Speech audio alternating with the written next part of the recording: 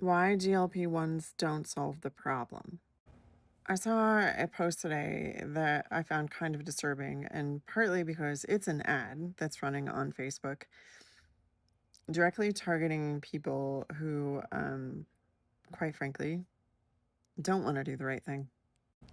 And if you're okay being a forever patient, like you're okay forever having to inject something into your body because you don't care, this video is not for you. So scroll on. If you're here to actually learn something, this is where it's going to get good. So the ad literally had a pin, and the words on it were F diets, this is easier. You can eat whatever you want, do whatever you want, and it doesn't matter. So, number one, if you're against hormone therapy, hormone replacement therapy, testosterone replacement therapy, whatever it is, you should also be against this because the GLP-1s are mimicking a hormone that should be created within your body, and therefore you should be against it. But let's get into like the nitty-gritty. There are people who will genetically be predisposed to not producing as much GLP-1. Period. End of story. You cannot argue with that. It is in the research. It's in the Human Genome Project. You can't argue with it. That is in the genetics. However, those genetics can be modified by your nutrition plan. For most of those people that carry those genetics, myself included, it's recommended that they have a higher protein, high fiber from vegetable nutrition plan that has some fruits, some nuts, and some mild fats.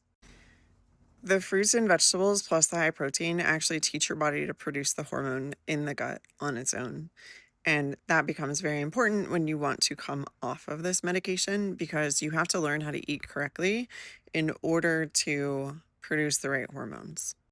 Some people are going to use this type of education as like a scare tactic. I'm not going to do that with you. I'm going to tell you that the most common side effect is gallbladder dysfunction resulting in removal, which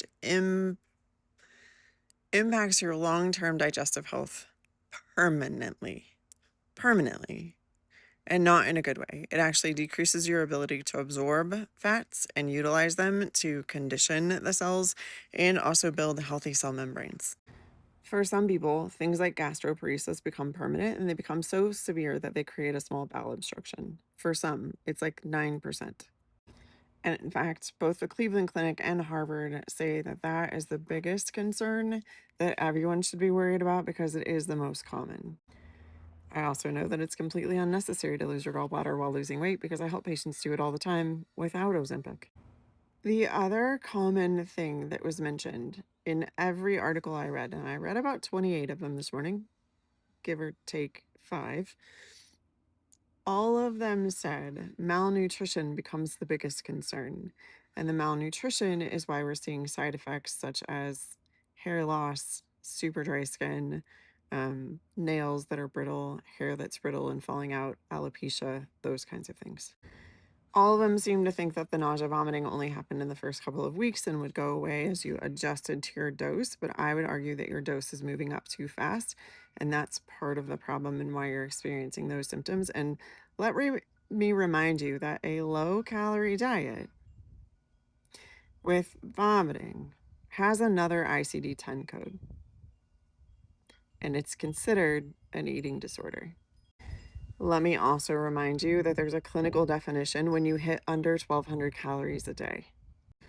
Only one research article mentioned this as a long-term concern, and it had a lot to do with the malnutrition side and the under-eating side and not getting enough calories in to sustain healthy muscle mass, because they did list that as a side effect too. In fact, women over 40 lost 40% of their muscle mass. The side effect was thyroid disorder. It actually created low thyroid, not an autoimmune thyroid. It helped with the autoimmune disease. However, it buried the thyroid under not enough nutrition, and so therefore the thyroid stopped doing its job. All of them could agree that the long-term side effect that was the most concerning was the muscle mass. Second was pancreatitis, because even at the half dose that patients with diabetes who've been being prescribed Ozempic since the 90s have, the long-term complication for those clients is pancreatitis. Other symptoms that are like kind of the ones that people haven't really said this is directly due to, but it may be linked to, are things like vertigo. And none of that was the thing that was like, okay, well, it was that every single website, Cleveland Clinic, Yale, Harvard, Stanford, all the big names in medical research, all of them said that this medication should be taken while under the supervision of a licensed physician and while working with a nutritionist to focus on getting at least 60 grams of protein in a day. And I would argue that if you want to maintain muscle mass, you need 120 because you're losing weight too fast to maintain it. Otherwise, like your caloric deficit is not enough to maintain your muscle mass. And if you can't get in 120, you got to hit 90. And that you were getting a fiber from vegetables at every meal. Now, here's what I didn't agree with. Every single website, every single research article also said that you should be eating 5 to 6 small meals a day.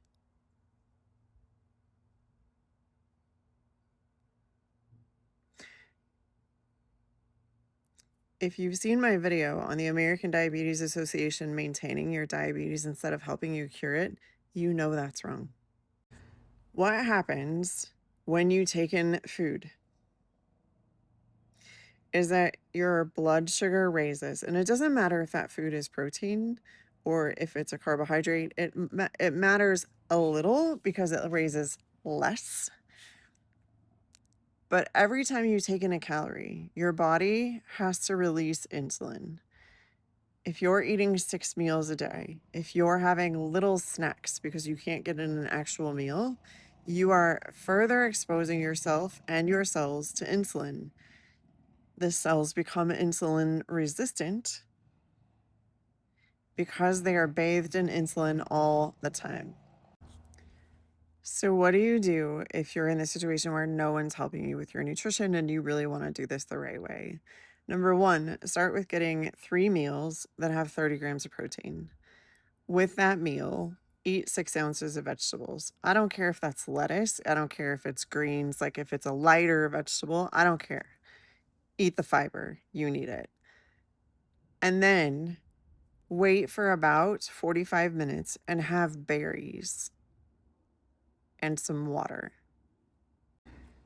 Because the other common side effect that was severe was kidney failure. That's a side effect of these drugs, long-term use. Now, that 45 minutes gives your stomach the ability to break down some of that protein and move it into the small intestine, which gives you a little bit of space for that fruit, which is your sweet treat. You can puree that 4 ounces of fruit and take it in a smoothie, or like if you freeze that, or you buy the frozen berries at like Costco, Walmart, Sam's, Aldi's, whatever, and make it into like a sorbet, and that would work too. But do it after your stomach's had a little bit of time to settle. Because your stomach's not working as well and your hydrochloric acid production is dropping, you're going to be more prone to things like H. pylori. So really pay attention to gastrointestinal symptoms and track them. But also start taking a liquid liposomal multivitamin and holding it in your mouth for 2 minutes so you don't become vitamin and mineral deficient while you're on this weight loss journey. To make things less stressful on your gut, use a digestive enzyme with each meal. It doesn't need to be one with betaine HCl. It just needs to be a digestive enzyme with each meal. It will help your body break down the food so that it gets a little bit of a break. It can maybe absorb some of that stuff so that you don't have to work so hard. And the final thing is, besides getting enough water, make sure you are exercising. You need to be in the gym lifting heavy stuff 4 days a week and getting in 10 to 15,000 steps every single day. That is literally your only shot at keeping the weight off after you've gotten to your goal weight and maintaining a healthy lifestyle afterwards, is when you put these things in place. If you need more accountability and help with that, there's a link below where you can get in touch.